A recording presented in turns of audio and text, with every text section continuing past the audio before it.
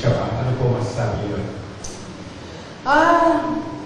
Well, they can always try na mag-impeachment. They can always,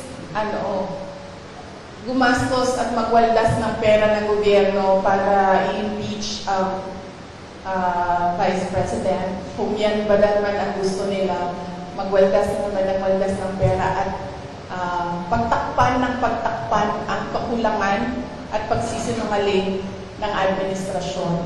Para lang hindi mapansin ng mga tao na maraming mga pangako ang napako ay babanatan nila ako. And then they can try. And then let's see. Diba? If I get impeached, then that is my end. Tapos. Okay, thank you for the answer. For my last part sa local front ng Zamboanga City at Zamboanga Peninsula, maliban po sa mga tulong na binigay niyo po yung tulad ng ayuda sa medical and other, ano po yung mga future na nakalaan po para sa Zamboanga Peninsula na po dito sa Zamboanga City? Opo. Yes, sir. Thank you for the question. Nag-aantay kami ng final budget ng Office of the Vice President sa ilalim ng General Appropriations Act. Pero we are really not hopeful anymore kasi nakikita nyo naman kung gaano ka-intense yung gusto nilang pilayan ang Office of the Vice President. So, we're not hopeful. Kung meron mang budget, and then yung kung ano man yung maibigay na budget, pagkasya namin yung mga projects namin doon. Ang mangyayari nito, kunwari man, as an example, doon meron kaming 40,000 beneficiaries a year. Siguro, we'll reduce it to 10,000 beneficiaries a year. Ganun yung mangyayari. Ida-downsize yung mga projects. That is, if kung merong pera para sa projects. Kung wala naman pong pera para sa mga projects, ang maiwan lang ay pambayad ng sweldo ng mga tao, ng mga employees ng Office of the Representatives, then dapat kayo magreklamo, taong bayan. Kasi nagsusweldo kayo ng mga tao tulad ko. May I just remind you, I have the second highest salary in the government, and yet wala akong nagawin kasi wala kaming projects. Magreklamo kayo. Bakit namin siyang bayaran ng sweldo? Wala naman siyang project. Walang gagawin niyang babaeng yan. Hindi magtatrabaho yan kasi walang project. Diba? Yes. Tama naman siya doon. Matalino talaga ako.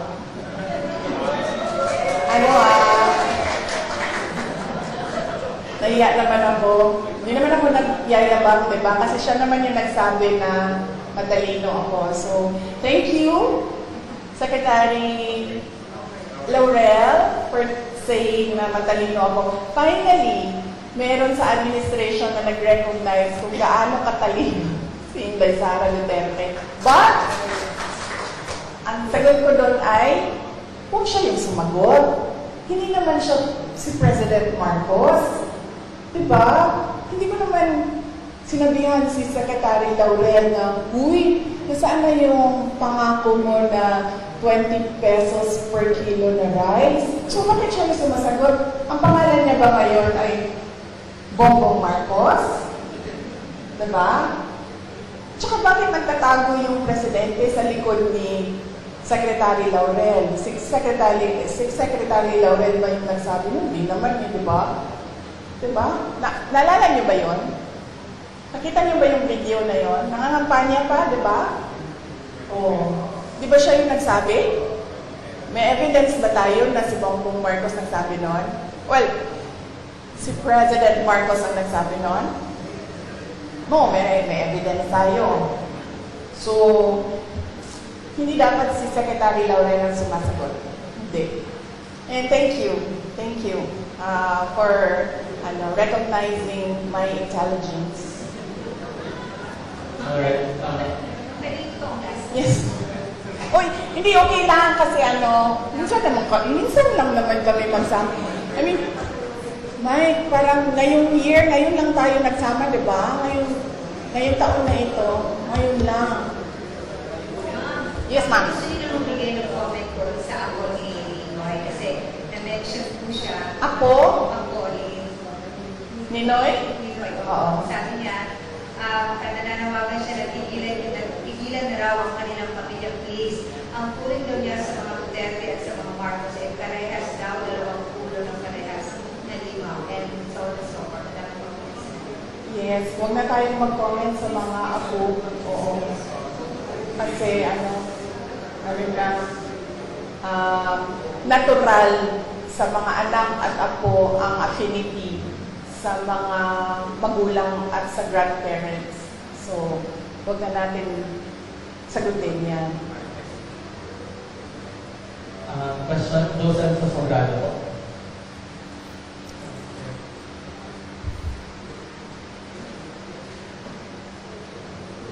Wala.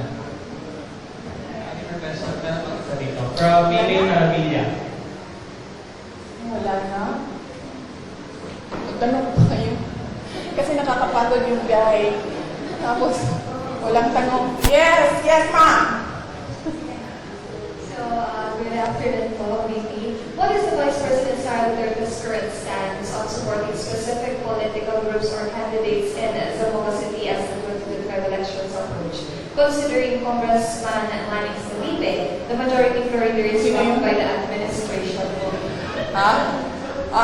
Okay. So, at the moment, no, there was an initial meeting with candidates, senator candidates of the PDP party. And I am not a member of PDP. They've been trying to recruit me, and I've been telling them that I have to think about joining a party because right now I am enjoying that I am free and I don't have to answer to a political party and I don't have to toe the line of a political party. So I have to think about that. But I told them that I can help you strategize on what to do. Initially, during the meeting, I gave them suggestions. I gave them suggestions on what they can do, on how they can strengthen their campaign, on how they can strengthen the branding. So that's about it for now. There was no talks of campaigning. Yes, but I told them if you need someone to talk to about strategizing on how to run the campaign, I'd be glad to help. I'd gladly help. And then for local, as of the moment, I am committed to Davao City only. But apparently, doon sa Davao City, sinasabihan nila ako, wag na lang daw ako sumali doon. I have my own problems. So, yun pa lang ang nabigyan ko ng commitment. Yung ibang mga local na mga candidates na mga kaibigan, wala ako pang nabigay ng commitment. But, sa tingin ko naman, parang wala din siguro magkaka-interest na hanapin ako or i-request ako dahil lahat ngayon natatap. Ang term na ginamit ng isang politiko, benga. Tagalog term yan, no? Grabe, bumenga. I know it's an LGBT term. No? It's an LGBT term. Grabe, bumenga yung administrasyon. So, walang gusto na makita or malaman na kaibigan ko sila or kakampis ko sila or supporters nila ako. So, that would make it easier for me since makakapagpahinga ako sa kampanya dahil from 2016 to 2019 to 2022 nangampanya ako. And this time around, since hindi naman ako kandidato, makakapagpahinga ako sa kampanya, makakatutok din ako sa trabaho namin sa Office of the Vice President. And then of course, makakatutok ako sa committee hearings, kung meron pang committee hearings na darating sa susunod na taon sa campaign period. Yes, sir. Pwede pa, sir? Ano mga kasama ko? Pwede ba? Okay, I'm Abs Tamam, Alexander King Musulman. Ang katanungan ko po sa inyo, ma'am, ay itong trend ay nangyari sa inyo. Seryoso ba ito o wala? Mga political Serious ito, sir. Nakita mo si Marcos Sr. Nakita mo kung paano nila, anong I'm sure nakita mo yun, sir. Kasi kaming edad namin, hindi namin nakita. Nakita mo? Sir, naabutan mo? Yes, sir. Oo. So, very serious ito. This is not a,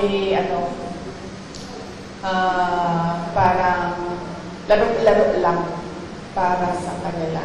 Seryoso sila sa gusto nilang gawin. At alam natin ang capacity ng isang Marcos. Okay, madam, tinulungan mo ang tatay mo nung panahon niya tumakbo, and then ikaw naman, anak naman. Tinulungan niya ako. Tinulungan ko siya noong 2016. Tapos, tutulungan ba niya ako sa 2028?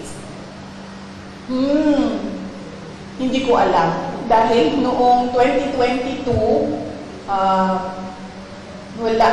Noong 2022, wala siyang active help na ginawa. Sinabi lang niya na kaya niya yan. Na iyon din ang sinasabi niya hanggang ngayon, kaya niya yan. So heartwarming, no? Pag ang magulang mo, ganyan lang yung sinasabi, kaya mo yan. Wala man lang, parang, uy, kawawa ka naman. Uy, parang, anong natutulong ko? Uy, kailangan mo ba ng doktor, abogado?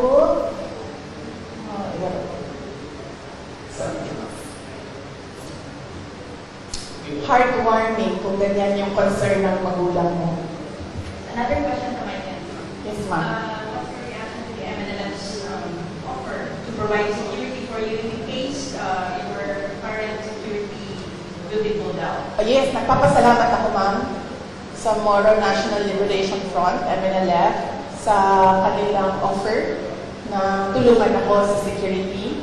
But right now, meron na akong mga kaibigan na gumagawa ng paraan kung paano gawin ang aking security in case na magkakaproblema talaga kami with the armed forces of the Philippines, particularly the unit ng Presidential Security Command. Same between no matter what, hindi tatanggapin ang PSPG ng PNP. That will take over for PSPG. Yes, ma'am. Ang kasi, ma'am, ang Presidential Security Group o PSG na ngayon ay pangalan niya PSC, Presidential Security Command. Ang batas na gumawa noon, may mandato siya. Ang mandate niya is the protection of the President and his family, protection of the Vice President and his family. At meron pang iba. So, ang PSC kasi is the command under the Armed Forces of the Philippines. Walang mga pulis doon. AFP yan sa lahat. Ang mandate ng PSC, President and Vice President. Bakit? Bakit yun ang mandate nila? Kasi our Constitution provides for the line of succession. The Vice President is the first in line. So, ibig sabihin, the state is required, is mandated by the Constitution and by laws to protect the Vice President. Kasi pag nawala ang Presidente, siya yung susunod. Kaya pinoprotektahan din siya. Kasi siya yung reserve. Kasi pag hindi mo pinoprotektahan ng reserve mo, wala ka ng reserve. Ang gagawin yan, pipili sila doon sa mga members ng Congress. O, babalik na naman tayo kay Martin doon. So, Baka nga ganun yung gusto nilang gawin, no? Hindi na sila masusunod sa Constitution. Parang that is something I have to think about again as well. So yun. The PSG, now PSC, is a unit of the Armed Forces of the Philippines. Its mandate, President and family, Vice President and family. Why? Because there is a line of succession. You need to protect your reserve. Wala doon sa usapan ang Philippine National Police. Amidst all this, sa lahat ng mga nangyayari, sinasabi yung harassment, yung ino-oppress kayo, and yet, nandito ka sa Zamboanga City, binisita mo yung Basilan. Oo. Saan po kayo humuhugot ng nakasasok na moment, Vice? Bakit patuloy ko kayo lumalakad? Yes. Before ako pumunta dito, as you know, your former mayor in Zamboanga City, Ma'am Becky Maco is my friend, no? Exactly the same question ang tinanong niya sa akin kanina. Ako naman kasi, politiko ako. Yun din sinabi ko kay Ma'am Beng, sabi ko, ikaw politiko ka rin. Ang dami mo din pinagdaanan. Ibig sabihin, sanay kami sa ganyan ang mga politiko. So, ibig sabihin, hindi ka na nasa stress sa ganyan.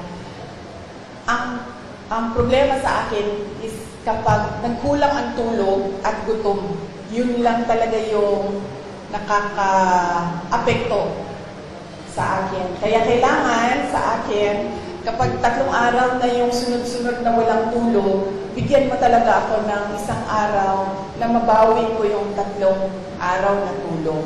Para nare-refresh yung pag-iisip. So, kung hindi mo ako pakainin, say for 12 hours, dapat mo akong pakainin on the 13th hour, otherwise, mainit na yung ulo. So, simple lang, sir. Kailangan lang ng tamang tulog at tamang kain. Yung all the rest, wala na yan. Kaparte yan ang buhay ng isang politiko. Last one, ma'am. Reaction on the disbarment case filed against you?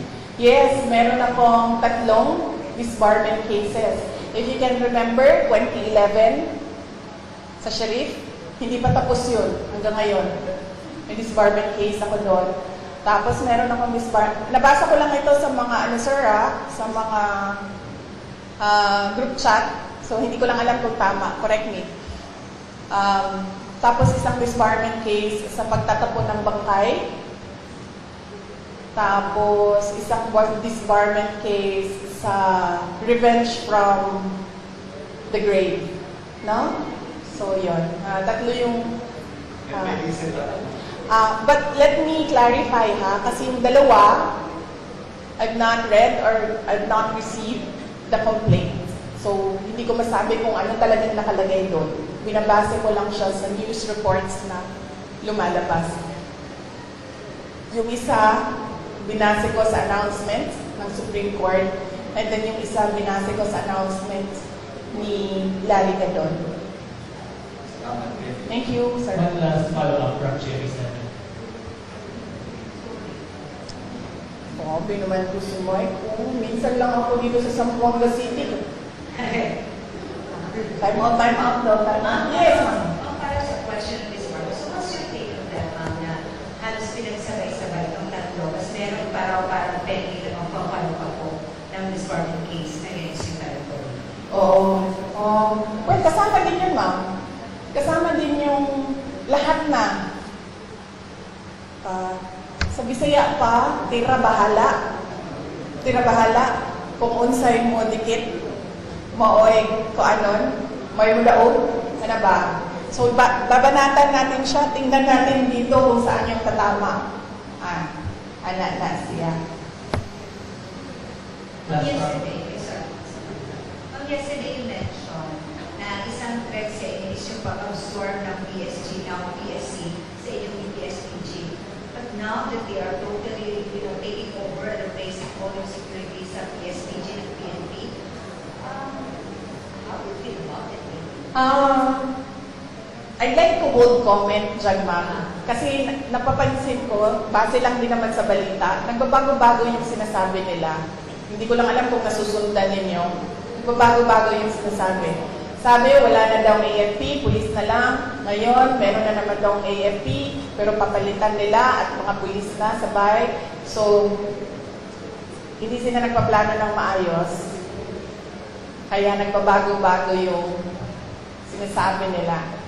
Advice ko dito sa mga tao na ito, mupo muna kayo, magplano muna kayo bago kayo bumanat.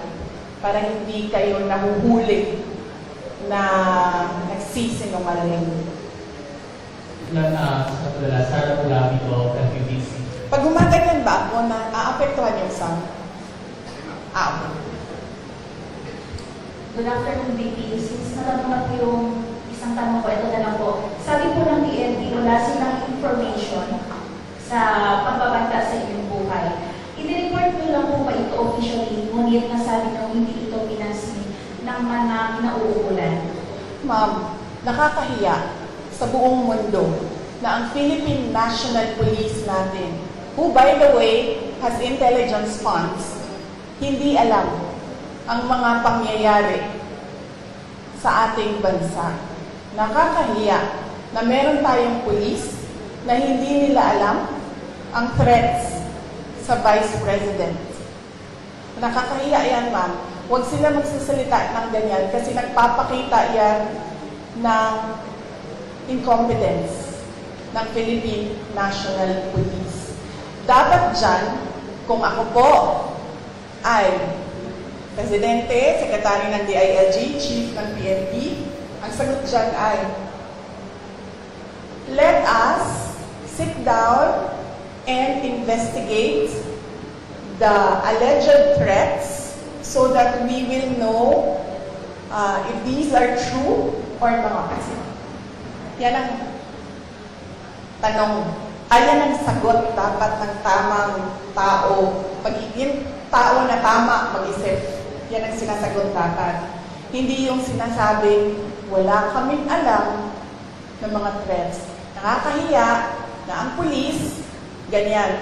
So, ibig sabihin, ang dami nilang walang alam ng mga pangyayari. So, kaya pala, nagkanya-kanya na ang mga kriminal dahil walang alam ang kapulisan. Nakakahiya para sa Pilipinas na naririnig na ang pulis natin ganyan magsalita. Ms. RG po, David sa mga times. Last question po. Yes, VP, magandang hapon po. RG from Daily sa mga times. I would just want to ask po, with what is happening, may satellite office po kayo na mga nagsela din po. So, dito, ang satellite office na hindi nagsiservisyo sa Zamboanga lang, pati sa Basilan, Sorel, Tawi-Tawi. How will you, anong assurance po na tuloy-tuloy yung servisyo with what is happening po? Yes, ma'am. Bago po ako sumagot, ma'am, may I just say, I love your color green ngayong hapon na ito. Halatang-halata naman, ma'am. Oo. Wag, ma'am, kasi suspended ka na kaagad bukas, ma'am. Huwag ka po mag-green. Suspended ka na bukas, ma'am. Sandali? Okay. Yes. Nagpapasalamat ako dahil nakapunta ako ng Zamboanga City ngayong araw na ito. At in person yung meeting namin ng satellite office lead sa Western Mindanao. Kasi papunta kaming, there's about 40 minutes papunta doon sa Isabela City. So, 40 minutes papunta, nag-meeting kami. 40 minutes pabalik, nag-meeting kami. So, masaya ako dahil nagawa namin yung in person. Ang hirap din kasi talaga mag-meeting pag Zoom eh. At napag-usapan namin ni Mr. Mike Saavedra na malaki kasi renta na, malaki din kasi itong building na ito, malaki din ang renta dito, ma'am. Ang gagawin namin, lilipat kami sa mas maliit na lugar, mas mababa yung renta. So, napababaan na rin yun namin yung budget na kailangan gamitin. Tapos tutuloy-tuloy lang si Mike ng mga downside. Para